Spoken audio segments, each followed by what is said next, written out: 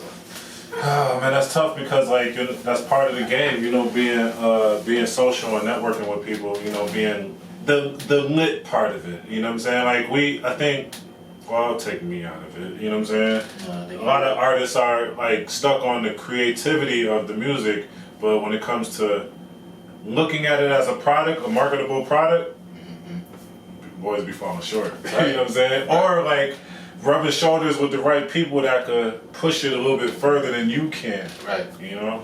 And that's the thing too, like how you said that, like me, I'm already not savvy in that department. I never got hit to Twitter because I never understood it. I could never like make it work to my, you know what I mean? So I'm like that, but then in certain scenarios, I haven't had too many scenarios that I've met famous people or had that's why I said I'm like I in a way I'm kind of proud I've never had cosigns, but sometimes you be like, yo, like cosigns. You came alright. Me coming across your music came from a cosign. I don't know if you know, from Big Pete, Doris. Hell no, that's my man too. I didn't even know that. Hell yeah. So I used to stop by there from time to time. I'd be like, yo, who hot? You know, he new hot shit from Buffalo. He's like, yo, Bogustice. Oh wow, yeah. I'm like, oh shit, was the red cover. Yeah. Oh, the highest is over. That's the highest is over. Yeah. Oh, the highest. Yeah. Oh, okay. Yeah, that shit like 25 songs. Yeah, some crazy shit. It was 21. Because and that's another thing too.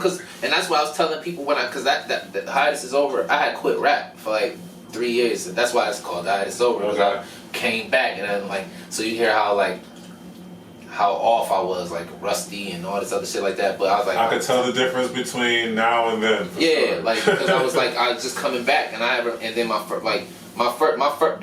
the warm up came out in 2001. That was my first, okay. That was my first project. Came out in 2001 and shit. Wow. But did you have your shit in Doris back then? Mm-hmm. Damn, I didn't even know that, man. You know what I did the first time? Like, especially, and it's funny because while you cutting hair, this was. Because 2001 it was a different game back then. So what I did was I had my CDs and I was going to barbershops and I'd just be sitting there. I'd sit there for like an hour, not say nothing to niggas and shit like that. Watch niggas cut their hairs and shit like that. Watch a couple of customers come through. If you pull out a little knot, I'm like, all right, I know he got money. He got money because he just cut 3 niggas. He just cut 3 niggas. Then after that, yo, I got my CD fired out. Now I'm selling them to niggas up in the joint. I'm like, yo, you know what I mean? And then I would drop. I'm like, yo, I'm gonna get this one to the barbershop that you could just play it. Like, could you just play it in here? Yeah. Then I go to another barbershop. Then I was going to the Arabian stores and shit like that. I'm like, yo, I just give them the CD, like, could you just play it in here? Yeah. And then, well, because like I said, Doris Records was the first spot I put them in. You know what I mean? I put them in, but other than that, I've always been like a hand-to-hand type nigga and shit like that. So that was my little strategy. And it's just like, I never sold no shit before. It was just my trial and error shit. Like, it was just trial and error. Like, yo, what can I do, like, to get people to buy this shit or, like, whatever the case may be. Like, so I just, it was just different. Like, you know what I mean? I was just like,